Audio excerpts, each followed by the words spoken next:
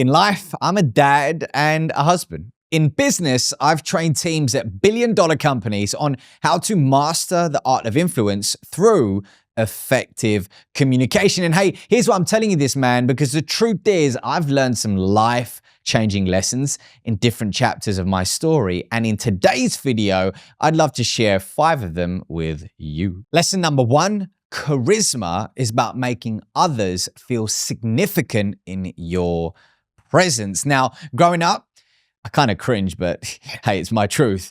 I used to believe that charisma was about being the center of attention, receiving the accolades and awards, and being perceived as the best in your industry, or whatever the best really means. Now, if I look back at that version of myself, yeah, I was young, I was naive, but more importantly, I was wrong. I was misguided. Now, in this season of my life, here's how I define charisma: a superpower that helps others feel significant in your presence. Meaning, when people feel like they matter around you, you have a different swagger and energy, which allows your team to feel safer in being vulnerable with you in intimate conversations. It allows your peers to no longer dim their light in your presence, and it allows anybody and everybody to feel valued when you're around.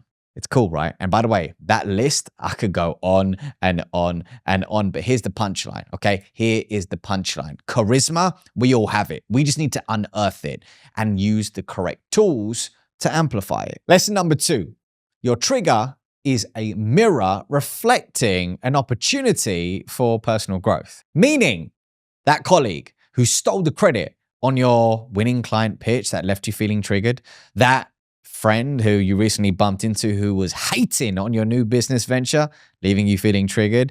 Oh, and by the way, that family member who said they were going to call yesterday at 9 p.m. and they didn't, leaving you feeling triggered. Oh, all these triggers, man, are beautiful. They are beautiful gifts, which are secretly nudging you towards your personal curriculum, allowing you to go through specific lessons so you can grow into the identity that you need to embody to not just achieve your version of success, but sustain it.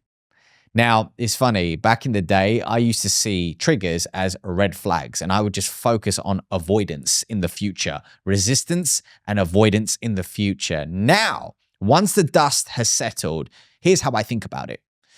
I truly feel that trigger. I allow my body to process it, and then I get to understanding the root cause of the emotional charge.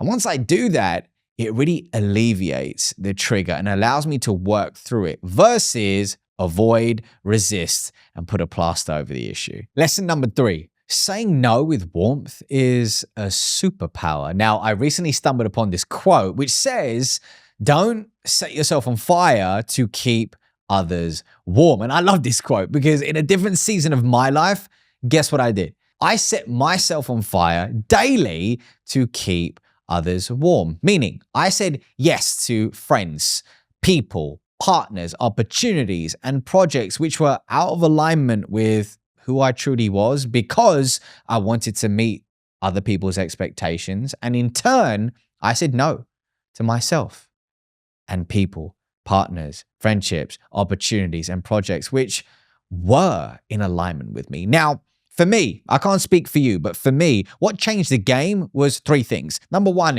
gaining self-awareness around my people-pleasing behavior and truly acknowledging it. 2, getting to the root of the people-pleasing behavior. And thirdly, developing a toolkit. Developing a toolkit to do things such as say no with warmth. Now, here's how I see things in this season of my life. I'd rather say yes to 70% of requests and give 100% of me versus say yes to 100% of requests and give 70% of me because I'm feeling drained and exhausted and out of alignment. Lesson number 4, toxic friendships won't kill you. Ambivalent ones will. Now, here's what I'm talking about.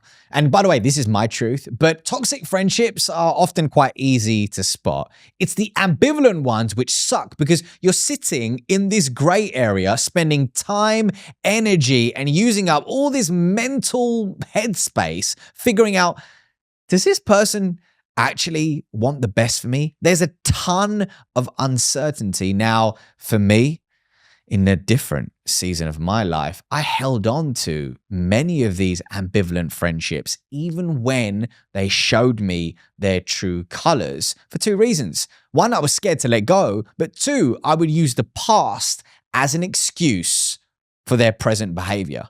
And it sucked. It took me a long time to truly work through this. But for me, in this season of my life, I focus on protecting my energy at all costs because I know if something infects that energy, it's going to impact my keynote speeches, my workshops, my family, my clients. You feel me? So for me, it's all about quality friendships versus quantity. Lesson number 5, interview every narrative, idea, and concept that's being pressed on you. And here's what I'm talking about. 5 + 5 = 10. 11 - 1 = 10, and 7 + 3 = 10. Yeah, I can do math, I know. But here's what I'm talking about. If 10 represents your version of success, there are different pathways to getting there. But every single day when you log onto social media or even leave your house, you're being bombarded with different narratives. For example, you need to be a business owner or an entrepreneur to be successful. But hold up. What if you're an incredible number 2 in a company and being a corporate executive is in your zone of genius? What about when people say, hey, the only way to be healthy is by being a vegan? But hold up. What if being a vegetarian or a meat eater resonates with your body and helps you achieve your version of success in your health? And what about when some people say, hey, by the way, in order to be seen as successful, you need to buy a house? I mean, really? What about if renting is your thing? What if you don't want to buy a house? You know, you got to do you. You got to do you. So here's why I'm telling you this.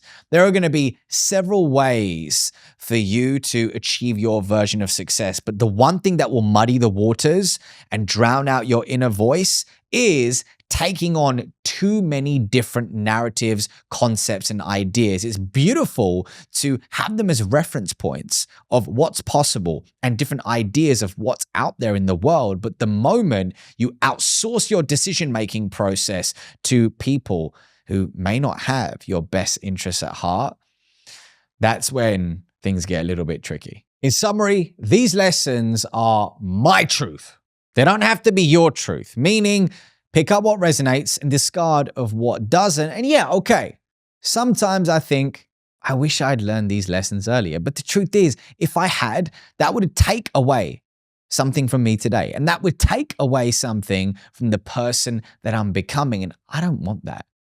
The truth is, you and I, we are exactly where we need to be. And hey, if you enjoyed this video, then head on down to the link in the description to subscribe to my newsletter, man, because every single Sunday I drop nuggets like this on all things influence, charisma, and magnetism. I'll see you on the other side.